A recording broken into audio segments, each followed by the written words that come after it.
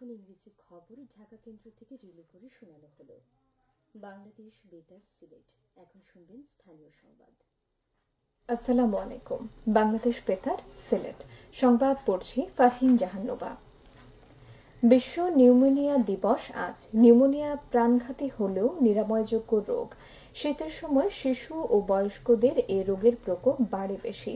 Pneumonia হচ্ছে ফুসফুস বা শ্বাসতন্ত্রের প্রদাহজনিত জটিল রোগ। এটি ফুসফুসের প্রচলিত ও প্রাচীন একটি রোগ। আধুনিক চিকিৎসা শাস্ত্রের জনক হিপোক্রেটিস প্রায় ২৫০০ বছর আগে রোগটির বর্ণনা দিয়েছেন। সংক্রমণকারী জীবাণুর উপর ভিত্তি করে নিউমোনিয়াকে বিভিন্ন ভাগে ভাগ করা হয়েছে।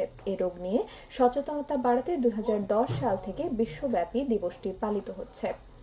সারা দেশের মতো সিলেটেও আজ পালিত হচ্ছে সর্বজনীন স্বাস্থ্য সুরক্ষা দিবস।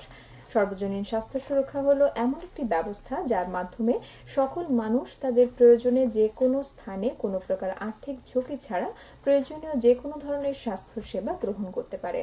দিবসটি উপলক্ষে বিভিন্ন প্রতিষ্ঠান নানা কর্মসূচি পালন করে। যথাযোগ্য মর্যাদায় পালিত হয়েছে গতকাল সিলেটের ফেঞ্চুগঞ্জে মুক্ত দিবস। ১৯৭১ সালের ১১ ডিসেম্বর রক্তক্ষয়ী সংঘর্ষের মধ্য দিয়ে পাক হানাদার বাহিনী ফেঞ্চুগঞ্জের বীর মুক্তিযোদ্ধাদের কাছে আত্মসমর্পণ করে। মুক্তিযোদ্ধাদের চূড়ান্ত বিজয়ের পূর্বক্ষণে ফেঞ্চুগঞ্জ ও হাকালুকি হাওরের মুক্তিযোদ্ধা এবং পাক সেনাদের মধ্যে তীব্র লড়াই হয়। একই সঙ্গে ফেঞ্চুগঞ্জের মুক্তিযোদ্ধারা ফেঞ্চুগঞ্জ কুশিয়ারা নদীর উত্তর পাড়ে পাক সেনাদের বাংকার গোলাবর্ষণ করতে করতে বাংকার অভিমুখে অগ্রসর হতে থাকে। দীর্ঘক্ষণ লড়াইয়ের পূর্ণাঙ্গ সফলতা লাভ করেন মুক্তিযোদ্ধারা। এ লড়াইয়ে বিপুল সংখ্যক পাক সেনা নিহত হয়।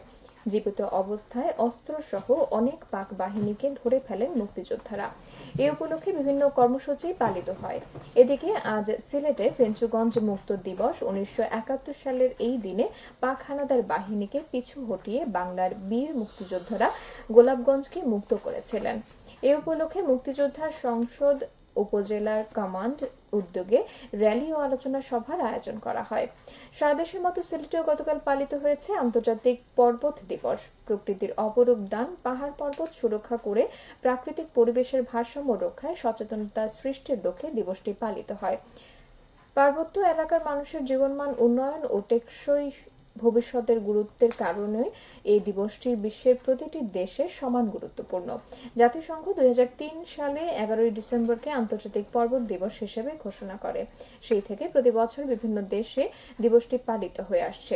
দিবসটি উপলক্ষে বিভিন্ন সামাজিক ও সাংস্কৃতিক সংগঠন নানা কর্মসূচি পালন করবে।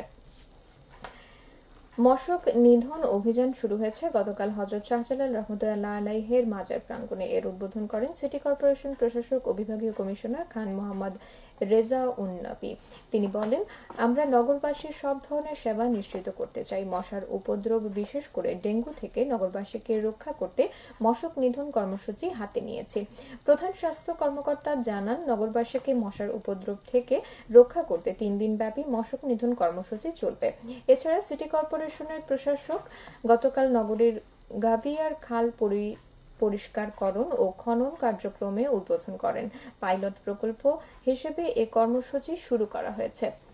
শিশু ও কিশোরের নারী উন্নয়নে সচেতনতামূলক প্রচার কার্যক্রম শীর্ষক কমিউনিটি সমাবেশ অনুষ্ঠিত হয়েছে গতকাল মৌলভীবাজার রাজনগর উপজেলায়। উপজেলার একামধু সরকারি প্রাথমিক বিদ্যালয়ের অনুষ্ঠিত সমাবেশে বক্তারা যৌতুক, বাল্যবিবাহ, ইভটিজিং, সন্ত্রাস, মাদক সহ শিশুদের প্রতি সব ধরনের সহিংসতা প্রতিরোধে সকলে এগিয়ে আসার আহ্বান জানান।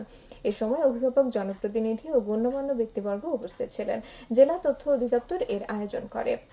নৃতাত্ত্বিক জনগোষ্ঠীর শিক্ষার্থীদের মধ্যে শিক্ষাবৃত্তির চেক বিতরণ করা হয়েছে গতকাল মৌলভীবাজার বড়লেখা উপজেলা পরিষদে। এ সময় উপজেলার ১৩৩ জন খাসিয়া, গারো, মণিপুরী, মুন্ডা ও ওরাও শিক্ষার্থীদের প্রত্যেককে এককালীন ৫,০০০ টাকার চেক প্রদান করা হয়। বিশেষ এলাকার জন্য উন্নয়ন সহায়তা প্রকল্পের আওতায় উপজেলা প্রশাসন এই উদ্যোগ নেয়। সিলেটে ঢাকা মহাসড়কের মর্মান্তিক দুর্ঘটনায় ৪ জন মৃত্যু হয়েছে। গতকাল ভোরে ব্রাহ্মণবাড়িয়ার বিজয়নগর উপজেলায় বুধন্তি ইউনিয়নের আমলতলী বারোঘরিয়া এলাকায় এই দুর্ঘটনা ঘটে। ট্রাক ও মাইক্রোবাস ও পিকআপের ত্রিমুখী সংঘর্ষে নারী ও শিশুসহ ৪ জন নিহত হন। এর মধ্যে ঘটনাস্থলে ২ জন এবং এমএজি ওসমানী মেডিকেল কলেজ হাসপাতালে ২ জন মারা গেছেন। নিহতরা হবিগঞ্জগামী মিনি বাসের যাত্রী ছিলেন। সবশেষে আবহাওয়া।